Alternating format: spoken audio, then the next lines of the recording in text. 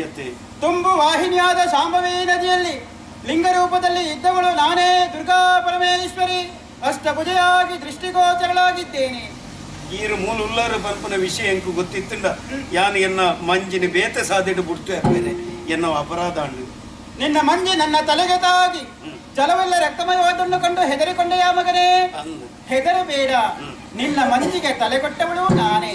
ಗಾಯ ಮಾಡದ ಅರ್ಥ ಜೊತೆ ಮಗನೇ, ನಿನ್ನಿಂದ ಮುಂದೆ ಘನವಾಂತ ಕಾರ್ಯವೂ ಆಗಬೇಕಾಗಿದೆ. ಯಾವ್ದಾವಡು ಬಲ್ಲೆ ಧರ್ಮ ಜೋಡಿಸುತ್ತದೆ ಹೊರತು ಬೇರ್ಪಡಿಸುವುದಿಲ್ಲ ಎಂಬಂತಹ ತತ್ವವನ್ನು ಲೋಕಮುಖಕ್ಕೆ ಸಾರುವುದಕ್ಕೆ ಬೇಕಾಗಿ ನನಗಾಗಿ ಒಂದು ಆಲಯವನ್ನು ಕಟ್ಟಿಸು. ಯಾನು ಇರೆದು ದೇವಸ್ಥಾನ ಕಟ್ಟುಡೆ ದಾದ ಪನ್ಪರಪ್ಪೆರೆ ಹಿಂದುಲು ಕಟ್ಟಿನ ದೇವಸ್ಥಾನಕ್ಕೆ ಮಾತಾ ಹಿಂದುಲು ಬೋಪುಜಿರು ಯಾನೊಂಜಿ ಇಸ್ಲಾಂ ಧರ್ಮದ ಯಾನೊಂಜಿ ದೇವಸ್ಥಾನ ಕಟ್ಟಿಯನ್ನಂಡ ಪೂಜೆ ಇಜ್ಜೆ ಅಂದ್ರೆ ಒಂಜಿ ದೇವಸ್ಥಾನ ಈ ಸಮಾಜದ ಹೆಚ್ಚಿಗೆ ಅಪನತ್ತಂದೆ ಹಿಡಿದು ದಾದ ಪ್ರಯೋಜನ ಉಂಡಪ್ಪೆರೆ.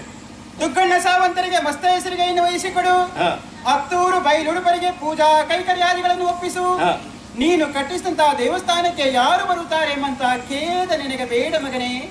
ಜಾತಿ ಮತ ಭೇದವಿಲ್ಲದೆ ಭಕ್ತ ಕೋಟಿಗಳು ನನ್ನ ಆರೈಕೆ ಬರುತ್ತಾರೆ. ನೀನು ಕಟ್ಟಿಸಿದಂತಹ ದೇವಸ್ಥಾನ ನಾನು ನೆಲೆಸಿರುವಂತಹ ಕ್ಷೇತ್ರಕ್ಕೆ ಮುಂದೆ ಸೂರ್ಯ ಚಂದ್ರ ಇರುವ ತನಕ ನಿನ್ನ ಹೆಸರಿನ ನೆನಪಿನ ಉಳಿವಿನ ಕುಳಿಹಿಗಾಗಿ ಮುಂದೆ ಬಪ್ಪನಾಡು ಎಂದೇ ಪ್ರಸಿದ್ಧಿಯನ್ನು ಪಡೆಯುತ್ತದೆ. ಬಪ್ಪನಾಡು ಎಂದೇ ಪ್ರಸಿದ್ಧಿಯನ್ನು ಪಡೆಯುತ್ತದೆ. ಬಪ್ಪನಾಡು ಎಂದೇ ಪ್ರಸಿದ್ಧಿಯನ್ನು ಪಡೆಯುತ್ತದೆ.